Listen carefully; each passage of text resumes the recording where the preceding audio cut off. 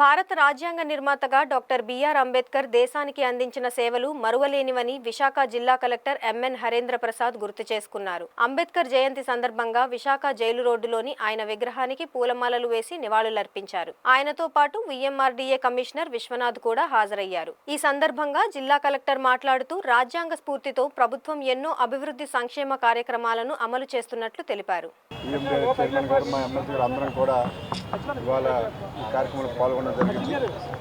అంబేద్కర్ గారి యొక్క ఆశయాలు బడుగు బలహీన వర్గాల ఆశాజ్యోతి, ఆయన స్ఫూర్తి ఇవాళ రాష్ట్ర ప్రభుత్వం కూడా వాడవాడలో ఒక పండుగ వాతావరణంలో ఇవాళ కార్యక్రమాలు జరుగుతూ ఉన్నాయి.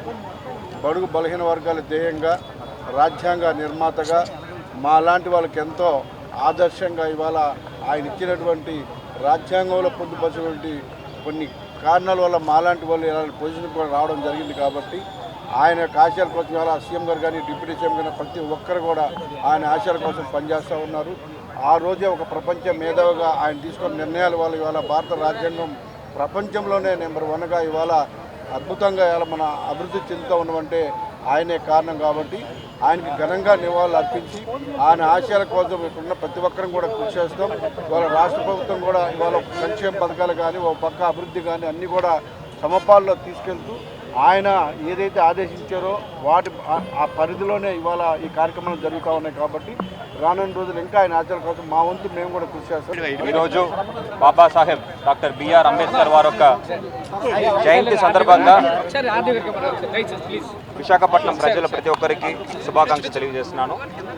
విశాఖపట్నం నగరంలో బాబాసాహెబ్ యొక్క విగ్రహానికి మర్యాద చేయడం జరిగింది. రాష్ట్ర ప్రభుత్వం దీని యొక్క స్టేట్ ఫెస్టివల్గా అనౌన్స్ చేయడం జరిగింది.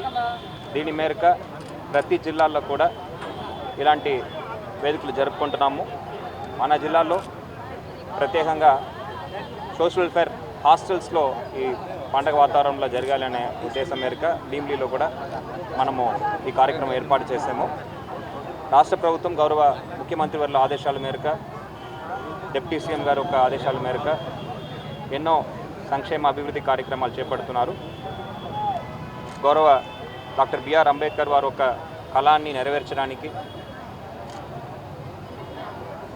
పేదరికంలో ఉన్న షెడ్యూల్ కులాలు అభివృద్ధి కోసం రాష్ట్ర ప్రభుత్వం ఎన్నో కార్యక్రమాలు చేపడుతుంది. దాంట్లో భాగంగా లైవ్లీహుడ్ డెవలప్మెంట్ కింద వివిధ యూనిట్స్ త్వరలో మంజూరు చేయడం జరుగుతుంది.